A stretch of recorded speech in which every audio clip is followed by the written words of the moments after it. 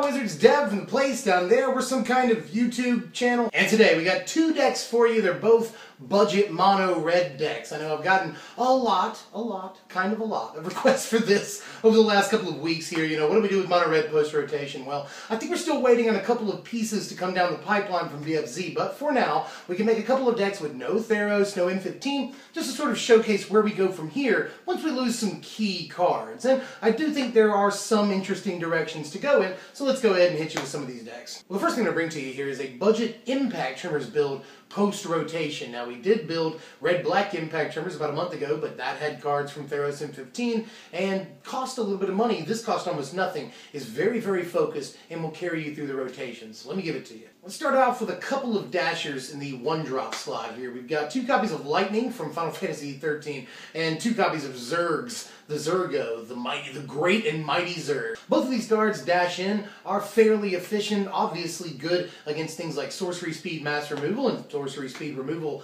in general. Ruinous Path is probably going to be a card, that's sorcery speed. So that's something to think about. And you know, Lightning Berserker can get through an awful lot of damage just in one swing, and Zergo can do, you know, 6-8 for us over the course of the game. And you don't have to dash either one of these things in, but you could if you wanted. Very versatile creatures, and especially Berserker. She can just strike from out of nowhere. These are very good cards, especially for the price. 3 copies of the money in the deck. This is Monastery Swiftspear. She wasn't in the deck for a while, and she just didn't function the way I wanted it to without her. I love Monastery Swiftspear. This is one of my favorite creatures of all time, if I'm being honest with you. I've been playing Magic 20 years, and she's probably in my top 10 creatures all time. I cannot live in a red deck, especially a mono red deck, without Swiftspear. You know, just you and me, Swiftspear. 3 copies of Mardu Scalp, 3 power, 2 mana. That's all you need to know, and it's another dasher. We don't want to overload on dashers or anything. We don't want to clog up our hand, and after the first time you play a dasher, you pretty much telegraph that you have that in your hand from now on. But as good as it is against, you know, Languish, Crux of Fate, even Tragic Arrogance is becoming a thing nowadays, that's good to have. So, again, don't want to overload too much, but 3 power, 2 mana, you don't see that every day, especially in red, so I am obligated to play this in a budget build.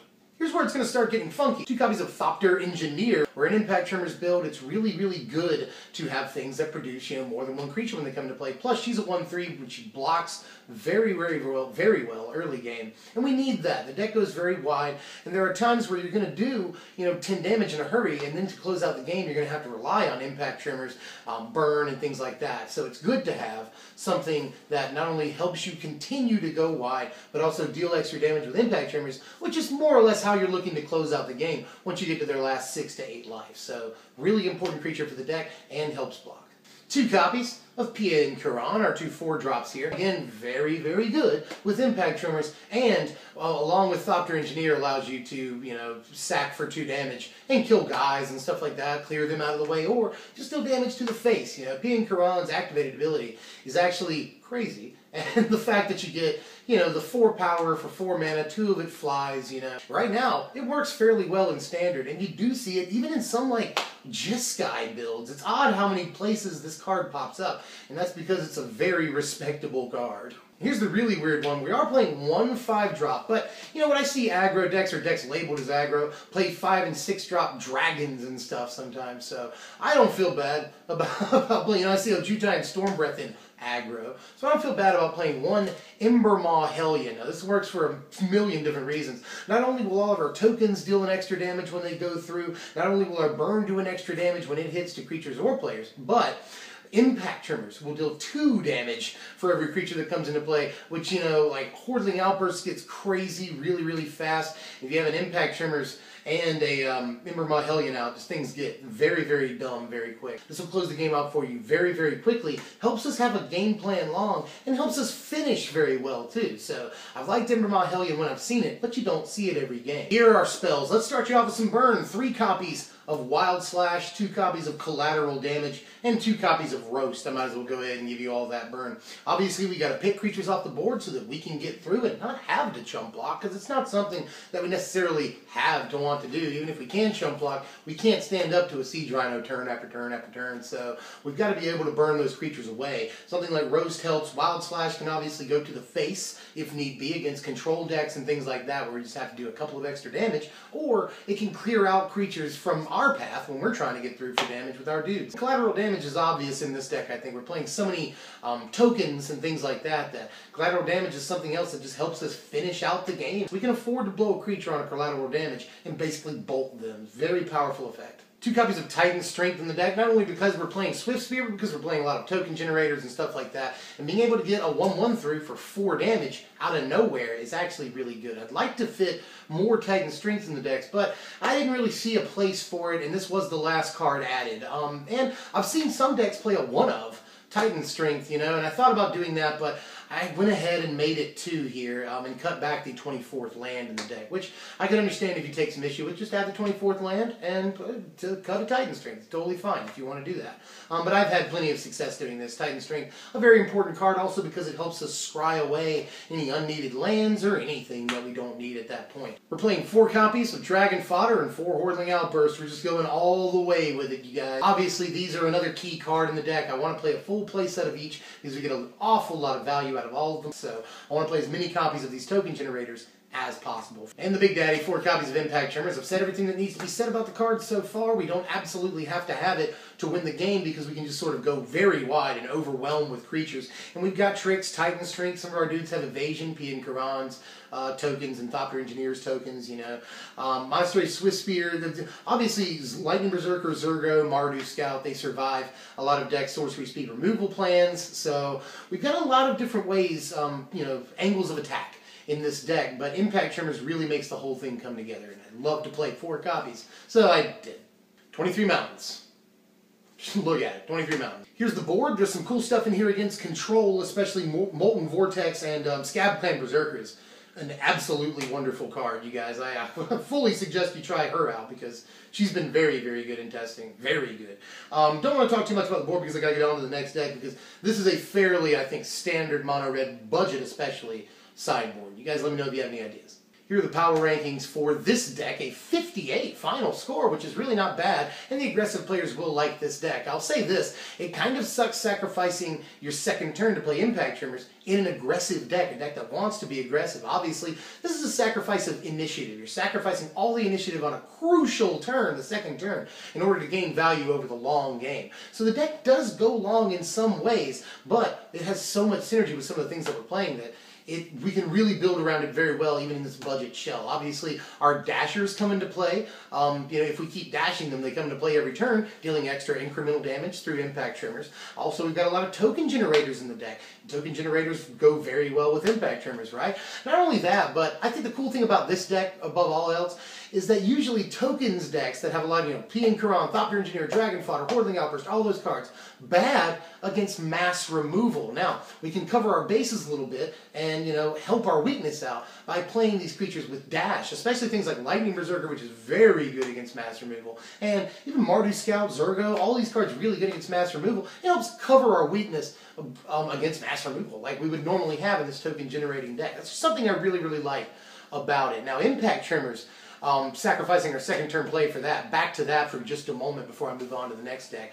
We do go a little bit long, but every turn that you take, like I said, every turn that you take will definitely decrease your chances of winning by some %. So there's a sweet spot in this deck. You need to win by the 6th, 7th, 8th turn or your chances will drastically slide downhill. But that's plenty of time to get set up, and even after, you know, they would have normally just spot removed some of our dudes, we've gotten some value out of them because of Impact Tremors. We've hopefully gotten them down to, you know, 8 to 12 life so that we can deal the last few damage off of Impact Tremors, you know, creatures coming into play. Whether or not we get to actually deal damage in combat with them is irrelevant. We get to deal damage when they come into play with Impact Tremors. At that point, multiple instances of Impact Tremors are very good to get and more likely to be drawn into as the game goes on because we're playing a playset of them. So yeah, it's honestly, as the game goes on, like I said, sweet spot. That's the thing to remember. That's the thing to remember. I'm coaching you a lot on this deck because I really like playing it, but there's an awful lot of nuance to playing this deck, especially for a deck that is ostensibly an aggro deck. Alright everybody, this is Budget Goblins, a deck that I know a lot of people are super stoked for, and I am too, to be honest with you. I hope that we see at least one more BA Zoblin in BFZ, so that this deck can really be good. Now, we're not playing any cards from Battle for Zendikar, or I might include a Zada or two in this one, but I'm not doing that just yet. Don't worry, BFZ deck techs are coming soon, just waiting to see a little bit more of this set. But here's what we got of Goblins so far.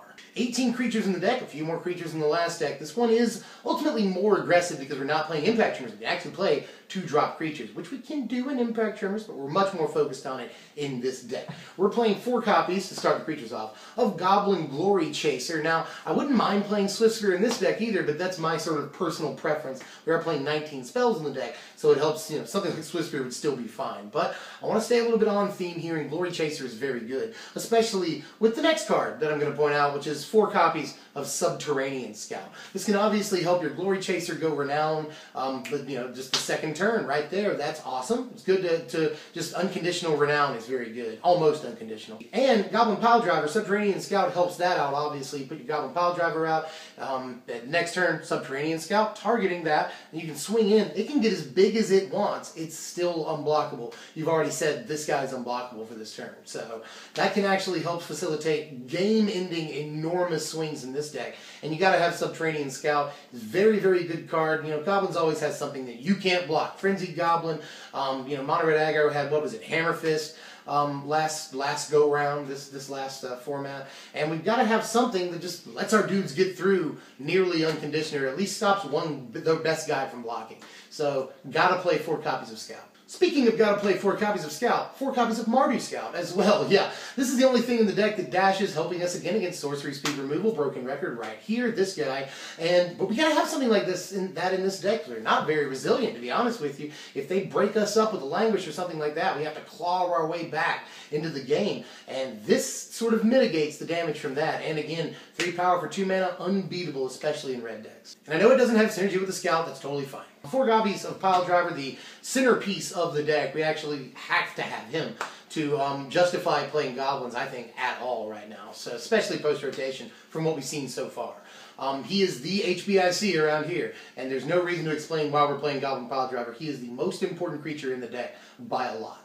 And to finish off the creatures, 2 copies of Goblin Heel Cutter, another thing that helps our dudes get through unblocked, which is very, very important. Not only that, but 3 power is just fine right there on the curve at 3. I almost want to I want to dash this in nearly every turn, which is fine, because it's on the very, very top end of the curve. And after we get to that much mana, we're not going to be doing too much else. Especially if we're still hitting our drops, you know. Once we get to 4 or 5 mana, we can always dash this in and do something else, which is very important. But Heel Cutter is a very, very good card, especially when, again, we're packing stuff like Goblin Pile Driver, and we want to get the Renown on Goblin Glory Chaser. There's many, many reasons to play this card. 19 spells. Let me hit you with the burn again. 4 copies of Wild Slash, 1 copy of Fiery Impulse this time, and 2 copies of Roast again. For all of the same reasons discussed, Wild Slash can hit him in the face. The other 2 can burn out creatures that would normally be in your way. We're playing Mono Red. Let's burn them. 4 copies of Dragon Fodder and 4 copies of Hordling Outburst in this deck here. Yeah, again, I just want to get as much value out of Pile Driver as I possibly can,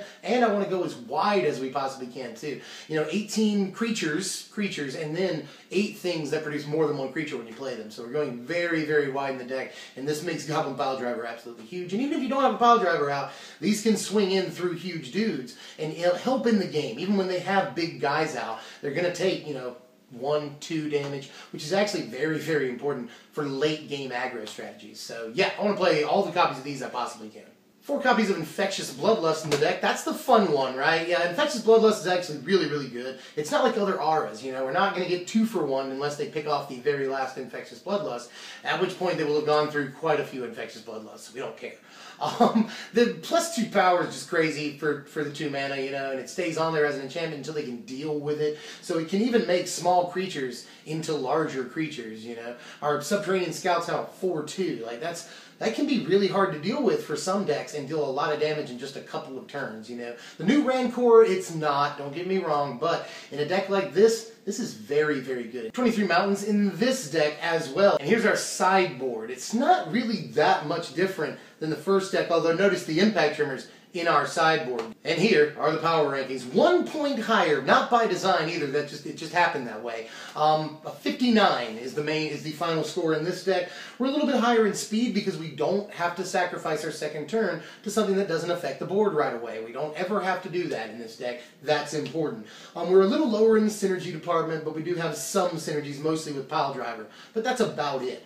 Everything else is pretty much where you'd want it to be. Obviously, we're very high in the offense and consistency stats there, because all we're worried about is attacking, attacking, attacking, no matter what. The Impact Tremors deck can sort of hold back. It doesn't have to attack. It can win on its own. This deck has to attack. Has to attack every turn, be very aggressive to win. That's why the offense is so high.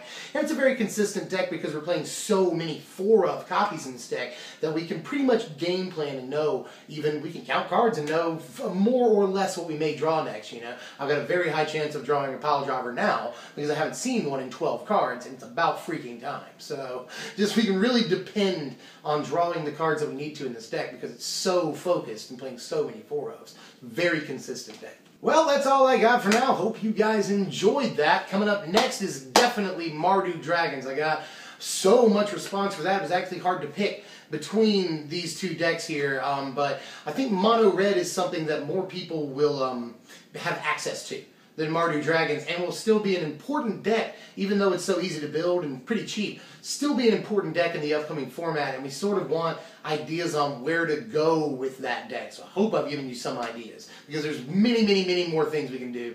You know, there's always Mono Red Dragons. That could be a thing after the format shifts. We'll have to see. We obviously lose Stormbreath Dragon, but there are other things that we can do in that deck. Don't count it out just yet. So Mardu Dragons is coming up next. People really like that deck, and so do I. I've been doing a lot of aggro lately, and Mardu Dragons sort of plays like a control deck, so I've had a lot of fun doing that.